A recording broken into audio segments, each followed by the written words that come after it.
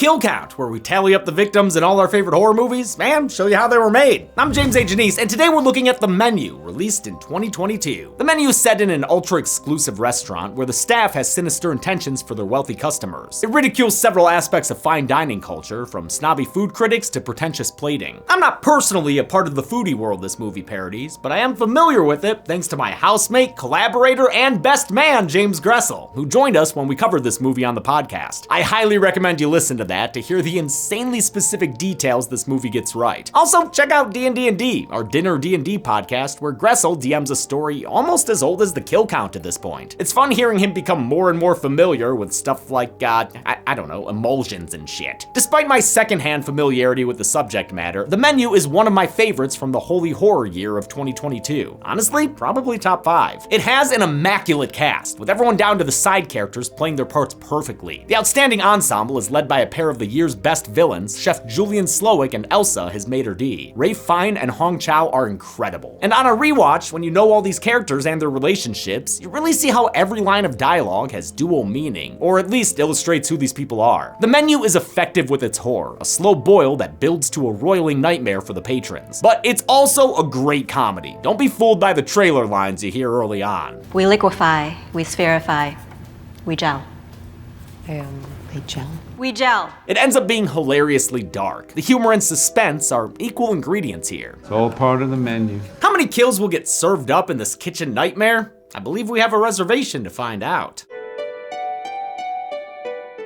The movie begins with an invitation to a title card. Accepting that invitation is Tyler, a little rich boy who fancies himself quite the foodie. It's the balance of the products. You need the mouthfeel of the mignonette. The same cannot be said for his working class gal pal Margot Mills. Please don't say mouthfeel. Margot is played by Anya Taylor-Joy, last seen on the kill count in The Vivitch, while Tyler is played by Renfield himself, Nicholas Hoult. Tyler's taken Margot to Hawthorne, a trendy restaurant where the meal is $1,200 a person. It's so exclusive they have to take a boat to get there, since the restaurant is on a tiny private island. While checking in, Margot learns her reservation was originally meant for Tyler's previous girlfriend. A little awkward, though not as awkward as him trying to make her smell his finger. Doofy, stop! Hawthorne's maitre d' Elsa leads the guests on a tour of the island's facilities, and shows them how the whole staff lives together in a culty bomb shelter. Well, everyone except head chef Julian Slowik, who lives in his own dope-ass off-limits cottage. Pretty impressive, but Margot's more preoccupied with Richard Liebert, another guest she seemed to recognize on the boat. Fuck. Before we can pull at that plot thread, it's time for dinner and a show, where the show is also, dinner. First up is the amuse-bouche, a bouche-daggy way to say appetizer. Or more specifically, a somehow even douchier way to say hors d'oeuvre. It's, I don't know, what the fuck is that? We have a compressed and pickled cucumber melon, milk snow, and charred lace. Oh, cool. Cool. At least we get a good taste of our supporting characters here, all played pitch perfectly by their performers. Snobby food critic Lillian Bloom and her editor/toady Ted are insufferable, constantly commenting with snide asides. Finance bros Soren, Dave, and Bryce are so-called power tasters who treat the whole thing like a status experience. They're boisterous and arrogant, since they work for Doug Verrick, who owns the restaurant and this entire island. You're working money. Yeah, baby. Yeah, baby. We're pathetic, aren't we? Oh my god, dude. Somebody shoot us. John Leguizamo plays a washed-up actor who's only called movie star in the end credits, though you can catch his name as George Diaz thanks to his assistant Felicity, who's trying to quit working for him. Chef Slowik makes his entrance. No, not that entrance, that's not what I meant, guys. And introduces the first course of the meal with a thunderclap. This dish is an undersea overture of scallops and seaweed, served upon a tasteful rock. It represents the island itself, using its flora, its rocks, and even its seawater. The way Chef describes it, he sounds like an ecological nihilist, saying none of them matter in the face of nature's beauty and harmony. We are but a frightened nanosecond. Nature is timeless. Enjoy. After the patrons enjoy their saltwater cubes or whatever, Slowik presents the second course with a history lesson. He says bread has been around for a dozen millennia and is often associated with the poor, which introduces the catch. Since bread is for the working man, these rich bitches ain't getting nothing but spreads. Margot sees it as a dig at their expense.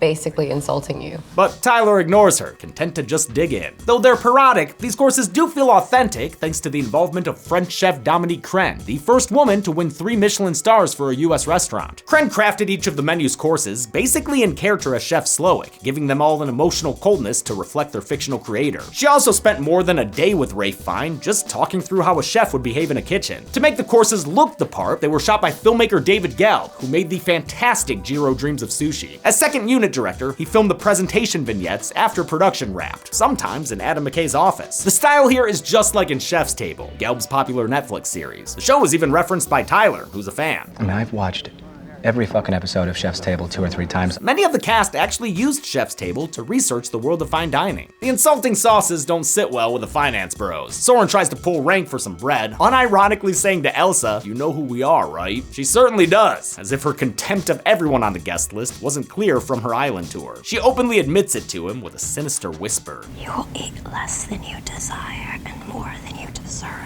Slowick takes a beat to give some extra love to another guest, whom he reveals as his perpetually drunken mother. He recounts a time from his childhood during a fateful Taco Tuesday when his drunken father began strangling his mom. To stop him, Slowick stabbed his dad in the thigh with a pair of scissors. Oof, can't unring that Taco Bell. This traumatic taco tale serves as the basis for the next dish, with cutlery courtesy of the Tethered. All the movie's plating was done by food stylist Kendall Gensler, who made sure each dish looked authentically high-end. However, even though it looked great, the food was often gross by the time the cast had to eat it. You could tell we can act our asses off because we made that those cold props look delicious. Yeah. Anya Taylor-Joy says Nicholas Hoult impressively committed to actually eating everything. The only time it got bad, he said, was downing all the oily sauces. The tortillas for these tacos are personalized with laser-engraved images. Lillian's features restaurants that closed due to her bad reviews, and receives some edible, credible evidence of her husband's affairs, and John Leguizamo is reminded of a crappy movie he did that flopped. Should have been the pest. Tyler's tortillas call him out for snapping food pics, which was explicitly against the rules, making this a sort of "you lose good day, sir" moment. The business boys have it even worse though, since their tortillas feature evidence of fraud committed by their boss and Slowick's angel investor, Doug Verrick. What the hell are these? These are tortillas. Tortillas deliciosas. With the evening's mood beginning to sizzle, Slowick brings out his sous chef Jeremy Ludin. Jeremy's the brains behind the fourth course, the mess. Slowick describes Jeremy's talents like Homer Simpson talking about an animatronic show. He's very good. But he's not great. He says Jeremy will never aspire to greatness, partly because his passion has been crushed by the food service industry. After a couple of goodbye kisses, Jeremy quits his job by making a mess of his mind matter in the first kill of the film. This jarring act of violence is the point at which it's finally nakedly clear that things are fucked. Panic ensues amongst the guests, although Hawthorne's staff remains strictly professional. And here we have a biodynamic Cabernet Franc from our friends at Domaine Breton. Oh, glad to see Peter Gross still thriving in the restaurant industry. Peter Piper picked a pack of perfect pretzels. Hold up. Your last name is Piper? Richard and Anne try to make a hasty exit, but they're stopped by Elsa and some beefy busboys. Elsa's done with niceties, so as punishment, one of Dick's digits is promptly lopped off. That doesn't deter the business boys and the movie star from plotting an escape, but their plan goes so poorly that the staff doesn't even bother punishing them. Please let me help you back to your table. Margot is pulled aside for a meeting with Slowick, who's upset about the surprise guest at this deadly dinner party. She hasn't been eating any of the food and has been unimpressed with all the highfalutin hullabaloo. Margot's the only person here who's refreshingly grounded, treating the staff like actual human beings. He knew my name, babe. Yeah, I noticed you didn't ask his name. Yeah, well, you know. Class commentary is all over the menu, which isn't surprising given the team behind it. Director Mark MacLeod and co-writer Will Tracy both worked on Succession alongside producers Adam McKay and Will Ferrell. Tracy was inspired to write the story for the menu after dining at Cornelius Seafood Restaurant, an island restaurant in Norway. He co-wrote the script with Seth Reese, who drew on his satirical experience as head writer of The Onion. Slowick has noticed that Margot's an outsider, so gives her 15 minutes to decide whether she belongs with the guests or with the restaurant staff, the takers or the givers. Not that it ultimately matters. We're all gonna die tonight. Isn't that right? The actors playing Slowick's army of Sioux soldiers underwent a week-long kitchen boot camp to properly act the part. It was run by Dominique Crenn, second AD Lauren Candela, and John Bandhace, a chef local to Savannah, Georgia. Hawthorne's exteriors were played by various islands around Savannah, while the restaurant's interior was a set. Everything seen out those giant windows was comped in to replace a blue screen. Over a flowery palate cleanser, Chef Slowick explains to the customers why they're there. Each of them represents a part of the restaurant industry he despises. Lillian and Ted's magazine has destroyed the careers of several several chefs, while Richard and Anne's wealth allows them to casually eat at Hawthorne without appreciating the food. They can't even remember a single dish after 11 visits. Cod. Cod? It wasn't cod, you donkey. It was halibut. The trio of Chads work for Doug Verrick, the investor who bought Hawthorne during COVID, but treated it like an investment rather than an artistic endeavor. That's why Verrick is the next guest of honor. The guests see him strung up over the sea in a pair of symbolic angel wings. On Elsa's signal, the fallen angel commences. Verrick is slowly lowered into the ocean to drown in front of the horrified guests. Margot's timer goes off, so she's brought to meet Slowik in his office. He correctly identifies her as a sex worker, referring to it exclusively as a fellow service job. But that means Margot isn't Tyler's girlfriend, just a date he hired for the evening since the restaurant doesn't seat parties of one, except drunk moms. This reveal is great and recontextualizes a lot of earlier lines and reactions. It's your dime. Tyler, you're the customer. You're paying him to serve you. Doesn't really matter whether he likes you or not. Right. Wait, what does that mean? Nothing. Margot also reveals that Richard Liebrand was a previous client who hired her to play out a disgusting incest fantasy. That shades in one of his wife's lines, talking about how Margot resembles their daughter. She really does look like Claire. The only plot hole there is that fucking nobody looks like Anya Taylor-Joy. Come on. Slowik and Margot have a candid convo where they both say they no longer enjoy the service they provide, but that table talk is tabled to continue the dinner. The guests are let outside for some fresh air and the next course/event entitled Man's Folly. Sous Chef Catherine Keller recounts an incident where Chef Slowik sexually harassed her, shielded from consequence by his celebrity status. To make amends, Slowik allows her to stab him in the thigh, the same place he stabbed his father many Taco Tuesdays ago. The group makes like a pie chart and breaks down by gender, with the men given a chance to escape the island on foot. It's another trailer moment, but I do love how Soren blows their head start. If they do catch... Okay. 45 seconds starts now. While the waitstaff play hide and seek with the men, Catherine leads the women inside for their own special meal. The ladies get to air out some dirty French laundry. Anne confirms Richard's previous affair with Margot, while Catherine reveals the extent of her creative control. Oh, everyone dying was my pitch, actually. Super proud of it. She says the menu only works if they all die in the end. It's the only way to tie the whole concept together. You know, like a good rug. Margot fesses up that her real name is actually Erin, but I'm gonna do what the other characters do and keep calling her Margot. The men are summarily tagged and bagged. Chicken Shit Ted staying hidden the longest among the chicken shit. A special bite for the last guest to be caught. Once everyone is led inside and back to their seats, Slowik takes a moment to single out Tyler. He says that Tyler was invited since he's a self-proclaimed foodie, but unlike the other guests, Tyler was told ahead of time about the night's twist. That explains his nonchalant reactions when shit started hitting the fan. That also means he hired Margot to come with him, knowing that she would be killed. It's a scummy reveal consistent with Tyler's entitlement over the people and places he pays for. Tyler, you need to apologize to me right now. You cannot speak to me that way. Actually, I can, because ding dong, I'm the one who's paying, so maybe shut up and eat. Margot is rightfully pissed, but Slowik says Tyler is a special boy. He even gets to wear a chef's jacket. And look at that, it's personalized. Things take a turn when Slowik asks Tyler to cook something. He gathers all the warm bodies into the kitchen to watch Tyler cook like a college freshman. The resulting dish is Tyler's bullshit, with its signature ingredient of utter lack of cohesion. To finalize this humiliation, Slowik tells Tyler the real reason he was invited. You are why the mystery has been drained from our art. With a gentle whisper from Chef, Tyler turns in his jacket and descends into Hell's Kitchen. What Chef whispered is never revealed, but it clearly made an impact since Tyler is shortly found hanging out in the closet, removing himself from the menu like oh so many delicious Taco Bell items. Slowik thinks Margot might be more helpful in the kitchen, and before you know it, she's reciting their motto. Yes, chef. He asks her to fetch a barrel, a task he claims Elsa forgot to do. While she gets her hands dirty outside, John Leguizamo speaks up, since he's the only guest who still doesn't know why he's here. Hilariously, Slowik reveals he just hated the actor's movie Calling Dr. Sunshine. He can tell Leguizamo treated the role like a paycheck instead of an expression of art. Pretty petty, although not quite as petty as the reasoning for Felicity. What school did you go to? Brown? Student loans? No.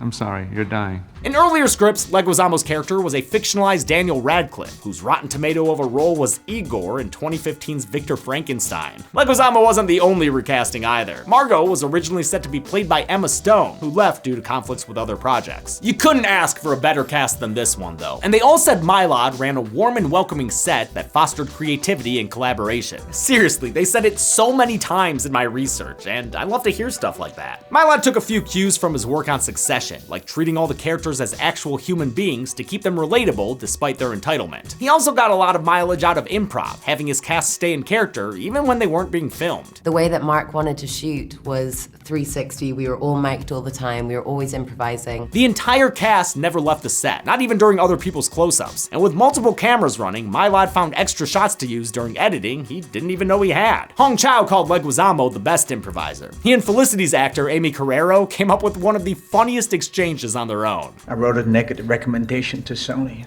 I know, you CC'd me on it. On her way back to the restaurant, Margot takes a detour to Slowick's private cottage and finds out it features a full-on replica of Hawthorne's kitchen. She's cornered by Elsa, who's jealous of all the attention she's been given by Chef. The militaristic maitre d' has considered Margot unworthy from the get-go, with regular reminders that she's not meant to be here. Miss Mills, you will be sitting in Miss Westervelt's seat. Elsa's played by Hong Chow in what may be the standout performance in a movie with a lot of great performances. She really sells the cracks in Elsa's composure when her jealousy over Chef gets the best of her. Chow received an Oscar nom for The Whale the same year The Menu was released, and, in an honor exactly on the same level, was nominated for a prime rib for Best Supporting Actor at last year's Dead Meat Horror Awards. Elsa attacks Margot with a knife, kicking off an extended kitchen brawl. Margot manages to gain the upper hand with a Paco jet, and downsizes Elsa's role on the staff with a stab to the throat. Her last words are insisting that she didn't forget the barrel, a sad, dying devotion to her chef. While Slowick has some compelling points, I think the movie makes it clear that he's also full of shit. Everything he does is fascistic, meant to conform to the sacred way he thinks food should be made and served. He talks about the importance of nature, but has effectively bent the whole island to the whims of his restaurant. The guy's so self-important, he even compares himself to MLK. Did he just quote Martin Luther King? Yep, that's it. A deleted scene actually has Margot calling him out for this, asking him why he doesn't run a soup kitchen if he's so miserable. His answer is characteristically evasive. Why do we do the things we do? Margot keeps poking around the cottage and discovers a room full of photos from Slowick's past. He seems much happier in these pictures, especially in an Employee of the Month award from a burger joint, possibly his first ever kitchen job. She also finds a radio and uses it to call for help from the mainland. It appears to pay off as they see the Coast Guard arriving for a restaurant rescue. The chefs try to tidy, bandaging and bibbing up their patrons, but a secret note Leguizamo slips to the officer leads to a supper-time standoff. It's a moment of immense relief for the dinner guests when Chef Slowick is forced to his knees. Unfortunately, the whole thing was just a bit of dinner theater, and the guardsman nothing but an undercover cook. It's a crushing defeat, but Margot's got one last trick up her sleeveless dress. She'll rebel on Slowick's terms, restaurant terms. I don't like your food. What did you say? I said, I don't like your food, and I would like to send it back. She rips into Chef's cooking, calling it obsessive and pretentious, and says he's taken the joy out of eating. She implies he's a failure of an artist, whose intellectual detachment has left her hungry in every way. She challenges him to prove her wrong by cooking something simple and filling. A real cheeseburger. Not some fancy deconstructed avant bullshit, a real cheeseburger. Slowick can't resist taking the bait and fries up a burger for her. Damn, she getting a double-double? While the previous courses had their presentations and platings filmed with passion, this is the only time we see the actual cooking of food filmed with the same love, unless you count Tyler's bullshit. Margot confirms the burger tastes as good as it looks, but says she can only manage a single bite. Unfortunately, I think my eyes were a little bigger than my stomach. Well, that's just a bold-faced lie. She asks to take the rest to go, a request that might as well be spitting on the floor in certain fancy restaurants. But in the spirit of the moment, Chef makes her a box. The Queen's Gambit worked, and Margot has found a way to leave this place. All she had to do was give Chef Slowick one final taste of the joy he once felt cooking. While Margot commandeers the fake Coast Guard boat, the rest of the patrons accept their fate. They even pay for the bill, gratuity included, of course, as the restaurant staff prepares for the final course. They begin to plate dessert on the floor and tables themselves, a move inspired by Grant Achatz's deconstructed dessert at the 3 Michelin star Alinea in Chicago. I don't think Alinea had marshmallow cows or cute little chocolate caps though. This reference was brought to life in large part by production designer Ethan Taubman, who rigorously planned and reverse engineered what it would end up looking like on set. The marshmallow ponchos were made by costume designer Amy Westcott, who also worked on Black Swan. They used thousands of real, actual marshmallows individually glued together. Westcott, who is director MacLeod's wife, made them by hand with a team that included their kids. My children still won't speak to me. Slowick says dessert was inspired by the s'more, a collection of cheap, overprocessed food made delicious via fire. Slowick's whole spiel here was inspired by Ralph Fiennes' honest reaction to learning what a s'more was. I didn't know what the fuck a s'more was. I said to them, no one outside the US knows what a s'more is. So I riffed what I thought the chef might say about a s'more. The writers liked it, so they expanded it into a full monologue. Slowick reminds the patrons that they represent the ruin of his art and life, and with one last dedication to his staff, I love you all. Slowick sets himself, his restaurant, and everyone inside ablaze. As the guests are cooked to perfection, the mystery barrel retrieved by Margot ignites, blowing up the restaurant and everyone inside. Our count of 31 here includes all the guests, the chefs, the waitstaff, and the sommelier. The fireball is witnessed by Margot from the boat. The movie ends with her wiping her mouth with the titular menu and taking a big old bite of beef. How many kills did one dinner ticket entitle us to see? Let's find out at the numbers. Oh, hey. What is this? A special bite for reaching the end of the kill count. Oh, thank you. All right. Oh. Oh, you really did that. That was good. Thank you. 35 people died in the menu, with the dessert course taking out a whopping 31 of them. The victims consisted of 24 men and 11 women, giving us this deconstructed take on a pie chart. Though the ratio is new, we have seen 35 kills twice before in Freddy vs. Jason and Day of the Dead.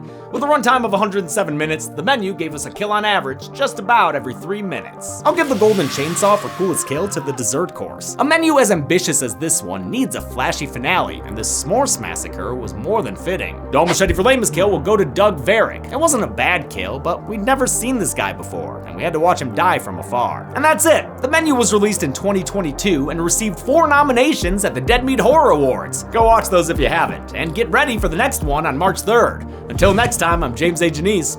This has been the Kill Count. Hey everybody, thanks a lot for watching the Menu Kill Count. This is James Gressel. Hi everybody. I host D&D that James plugged in the intro. That's right, and also lives with me. Yes. And what am I eating here, dude? That is a Passard egg, which is, I think, what they feature in the movie, if I remember right. It's a hot and cold egg of creme fraiche and egg yolk that's been lightly poached with some maple syrup and chives. Maple syrup, okay. Mm-hmm. Yeah, this is actually really good. Good, I'm glad. I'm not lying. Yes, where can people find D&D? You can find it on all podcast platforms, Spotify, Apple Podcasts, wherever you get your podcasts. Mm-hmm. And it's been going for 5 years. Season 6 is about to start, coming soon, so plenty of time to catch up or dive right in if you want to get in at the end of the story. That would be insane. That would be insane. No, start at the beginning. Yeah, start at the beginning. I'm Flack Tansen. I'm a gnome bard, and Chelsea's in there, and our good friends Mike and Beth are in there. It's a great story. Got a lovely fan base. If you're already a fan, thank you. Yes, that's thank the best. you very much. All right, well, thank you for the egg. Yeah. And for helping me with the to the numbers bit. I'm so, it's hard to keep coming up with them. Oh, also real fast, I'm supposed to plug the new merch. We got Valentine's merch at deadmeatstore.com. Go check it out. Looks really cool. Looks like this. Okay, you got a good look? Great. Back to me and Gressel for the sign off. Be good people.